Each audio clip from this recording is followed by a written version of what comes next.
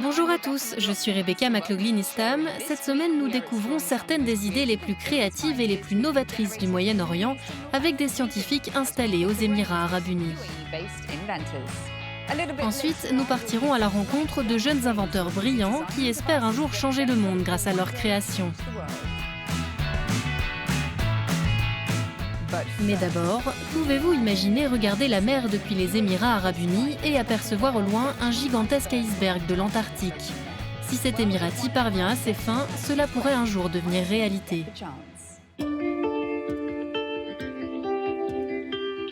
Amener un iceberg jusqu'aux contrées désertiques, pour de nombreux incrédules, le rêve d'Abdullah Al-Shei est tout simplement irréalisable. Voilà maintenant 6 ans que cet ingénieur, inventeur et entrepreneur a le projet de remorquer pendant 10 mois un iceberg depuis l'Antarctique jusqu'aux Émirats arabes unis, où il serait positionné à 3 km de la côte de Fujairah. Sélectionné par satellite, l'iceberg pourrait mesurer 2 km de longueur et 500 mètres de largeur.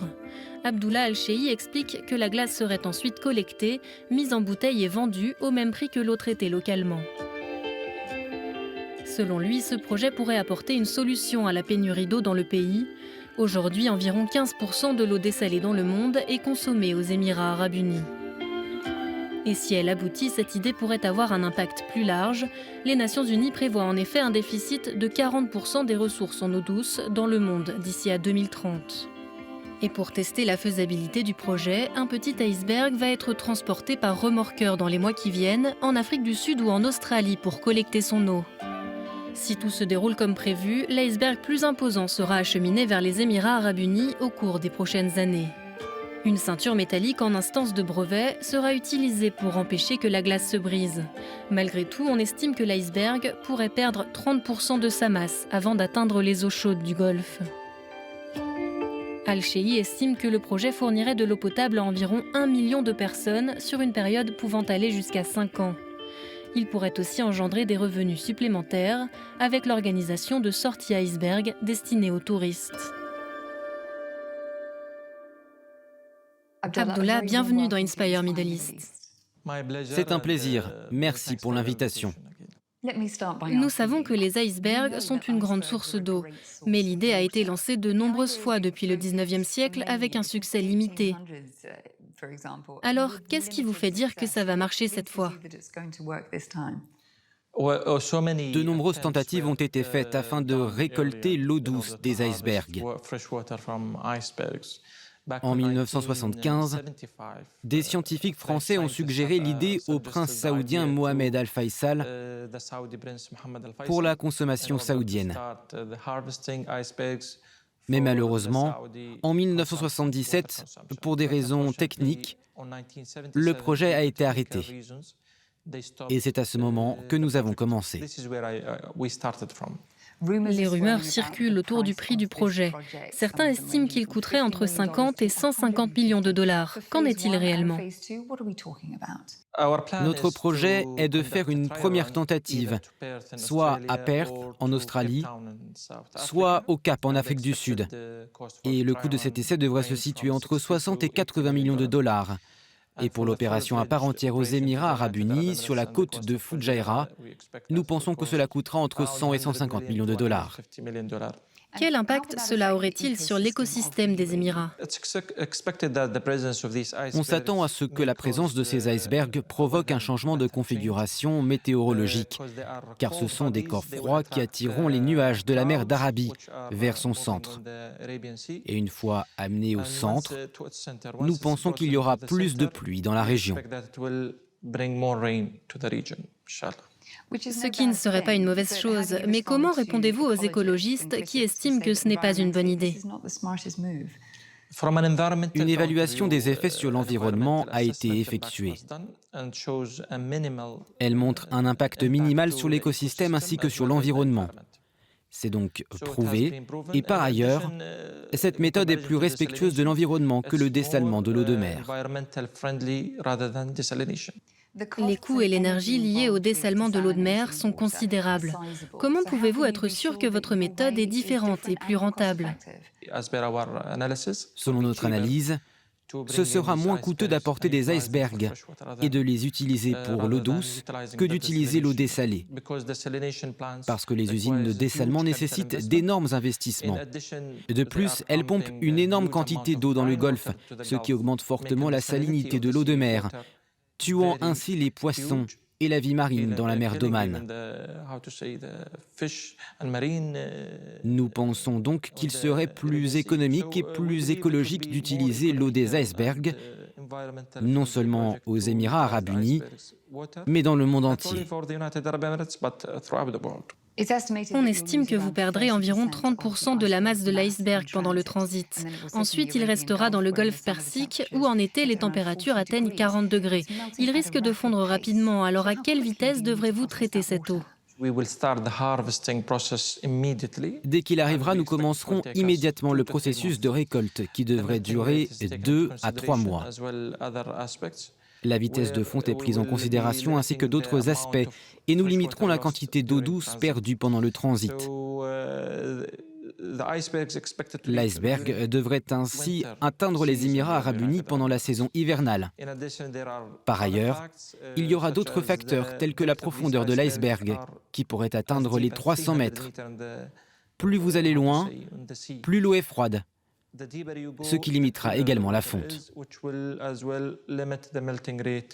Entendez-vous souvent des gens qui disent que cette idée est folle et qu'elle ne marchera jamais ? Bien sûr, le monde entier était choqué. Comment se fait-il qu'on prévoit d'emmener un iceberg en mer d'Arabie ? Ça a été un choc pour le reste du monde. Évidemment, c'est un défi, mais nous croyons pouvoir le relever avec l'aide de la technologie actuelle. C'est un projet fascinant, c'était très intéressant d'en savoir plus. Merci d'avoir été avec nous. Merci beaucoup, et si Dieu le veut, nous verrons bientôt un iceberg dans la mer d'Arabie. Au fil des siècles, le Moyen-Orient et l'Afrique du Nord ont été le berceau de nombreuses idées, devenues des inventions et des objets incontournables des temps modernes. Salim Essaïd a examiné certaines de ces inventions les plus connues et a rencontré des chercheurs en herbe qui pourraient bien révolutionner le monde de demain. Depuis la nuit des temps, les inventions ont été au cœur des civilisations humaines. Nombre d'entre elles proviennent du Moyen-Orient et de l'Afrique du Nord. Parmi celles-ci, la cryptographie, l'art d'écrire et de déchiffrer des messages cachés, une technique utilisée par les pharaons de l'Égypte ancienne. Au 8e siècle, le grammairien omanais Al-Khalil Al-Farahidi a écrit le tout premier livre sur la cryptographie. Il est à l'origine des méthodes utilisées dans la technologie blockchain pour coder les données des crypto-monnaies. Au 9e siècle, Abbas ibn Firnas est devenu le premier homme à voler dans un costume d'oiseau, pendant un bref moment. D'origine berbère, il est né en Andalousie, dans le sud de l'Espagne. Un exploit réalisé des centaines d'années avant les engins volants de l'artiste et inventeur italien Léonard de Vinci, et l'avion des frères américains Wright, des siècles plus tard. Surnommé le père fondateur de la robotique, l'ingénieur turc Ismail Al-Jazari est l'auteur du livre de la connaissance des dispositifs mécaniques ingénieux. Au XIIIe siècle, il a inventé le vilebrequin, un dispositif mécanique qui a ouvert la voie au moteur à combustion. L'innovation n'a jamais cessé. À partir de 1851, les expositions universelles ont présenté de nombreuses inventions révolutionnaires, y compris le moteur diesel lors de l'exposition universelle de Paris en 1900, ou le tramway sans fil lors de l'exposition sud-coréenne en 2012. L'exposition de Dubaï en 2020 devrait à son tour mettre en avant de nombreuses créations qui pourraient bénéficier à l'ensemble de la société.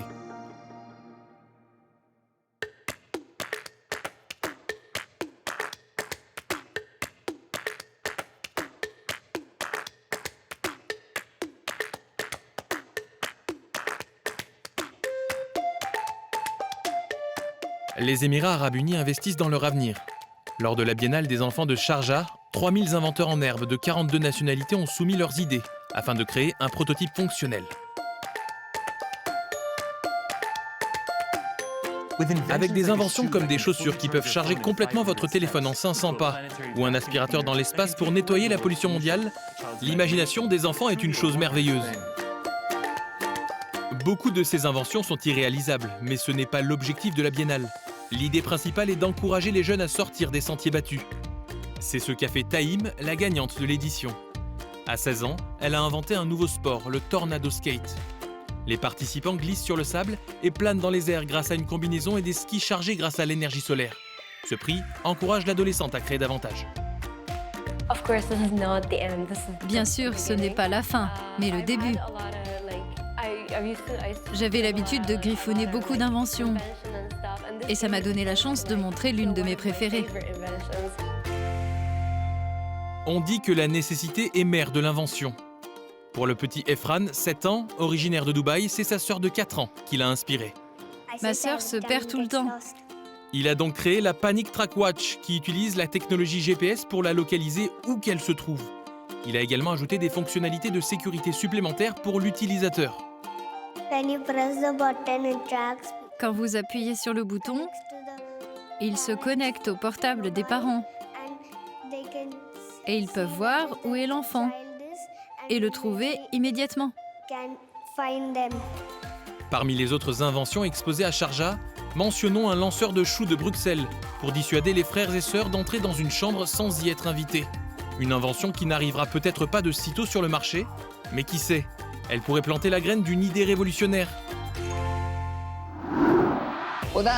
C'est la fin de l'émission, nous espérons qu'elle vous a plu. N'oubliez pas que vous pouvez revoir tous nos épisodes sur euronews.com. Avant de nous dire au revoir, voici les posts qui ont retenu notre attention cette semaine sur les réseaux sociaux. Alison, originaire d'Inde, qui a emmené sa fille Kristen à la Biennale des enfants de Sharjah et qui a adoré toute cette créativité. Et Tarek des Émirats, qui a conçu cet hélicoptère radiocommandé pour une compétition au Koweït.